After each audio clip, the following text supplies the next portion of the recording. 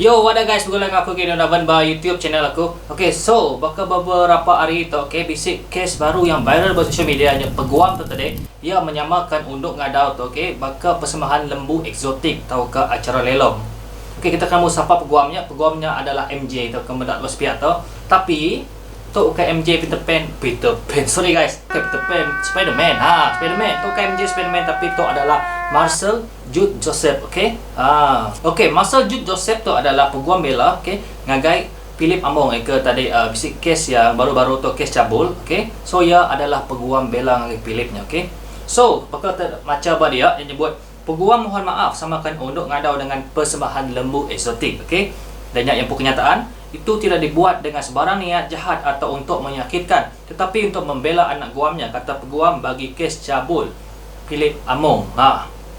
Hey, yang mana ya? Statement itu tadi bukan untuk menyakitkan orang, kata ngasuh orang ringat apa semua lah. Tak disebut dengan dia. Ngasuh orang ketawa, ngasuh orang happy kah? Dia menyamakan unduk ngadau tu, okey? Bakal persembahan lembu eksotik. Okey, nanti kita nak nama unduk ngadau tu nama, okey? Okey, kembali contoh. Bakal kita bahasa Sarawak atau kita bisa pakai kumang, kita bisa pakai keliang, okey? Jadi nanti bakal bahasa Sabahnya kita bisa unduk ngadau, okey? So, yang nyebut undang ngadau tadi bakal acara lelong ke. Kini nanti nyebut kita bari tu pakai kumang kita kenya. Si teringat kan? Yes, si teringat. Laban itu macam nak berbahasa ke kita dan yang macam merendahkan kita, right? Hari yang pu segi percakapan, hari pu statement disebutnya tadi, okey? Walaupun bagi tadi tu hanya untuk membela anak guam ya. Tapi kan benda macam tu. Okey, tapi benda berkata, okey, benda tu sangat sensitif. Dia patut nemu dia sebagai peguam, dia sebagai orang yang berpelajaran tinggi, okey, dia nemu dia orang Malaysia, hidup berbilang kaum. Dia patut nemu utai kena sensitif, okey. So nama perlu dia ngena utainya walaupun hanya untuk membela anak guam nempo. Okey, aku nemu dia agak utainya untuk duit banyak klien dia, okey, nanti dia menang kesnya, so dia akan dapat bayaran yang lebih tinggi, okey. So dia sanggup, okey, merendahkan, nak menghormati kaum serta budaya orang lain gara-gara duit. Come on lah. Aduh. Okay guys, bakal kita baca statement bertepi tu. Aku baca kita. Saya Marcel Jude Joseph dengan ikhlas hati dan sepenuh hati memohon maaf atas bahagian dan dalam penghujatan mahkamah yang telah menyinggung dan menyakitkan pihak yang berkenaan. Ketika kena deh. Dia nyebut tanya untuk ngadau tu bakal auction pun tanya acara. Banyak dia madah yang bakal persembahan lembu eksotik. Siapa nak ingat, okey? Banyak ya madah baru, maka di sini saya membuat permohonan maaf ikhlas pada semua undang ngadau di seluruh Malaysia, okay. Dari permulaan acara Ratu Cantik Kemakatan Undang Ngadau sehingga untuk tahun 2021, katanya dalam kenyataan hari ini, okay. Hey, tadi dia madah statementnya ukai untuk berniat jahat takut menyakiti orang. Dia tok dia dah nemu dengan salah, dia minta maaf. Gagal salah minta maaf. I mean like asal ku 3-4 video reaction ku yang lama tu ku berkali-kali mention. Sebab Malaysia tu macam dah biasa lah kita anggap penyalah. Sebab nama kita nak takut agak salah. Laban dah agak salah minta ampun, settle. Nya akan bermindset kita salah pengawal kita bukan nyamu kita. Bagi kita itu hidup berbilang kaum, so kita perlu menjaga sensitiviti kaum, terutamanya agama, budaya, adat, resam semua. Kita perlu sensitif tanya, okey. Ku mereka kita sikit soalan. Begini kita ke aspek orang untuk hormat dempu agama, nanti dia empu, nanti kita empu tu nak hormat agama orang, okey? Begini.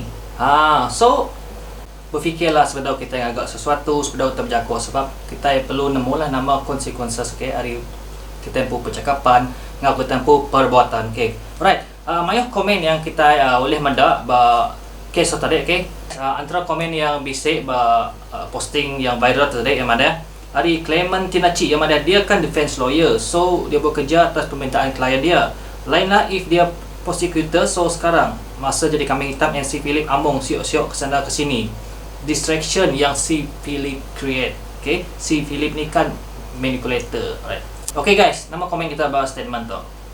Nah, aku bisa sikit komen yang malas komennya tadi. Aku suka yang reply tu.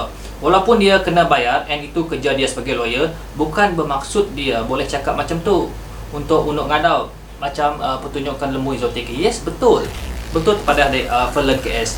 Dia sudah hina tradisi and sekaligus kasih jatuh maruah semua unduk ngadau. Banyak. Jadi kamu orang cakap memang itu kerja dia, kamu mau cakap apa yang ditulis tu boleh terima pakai hanya sebab dia lawyer.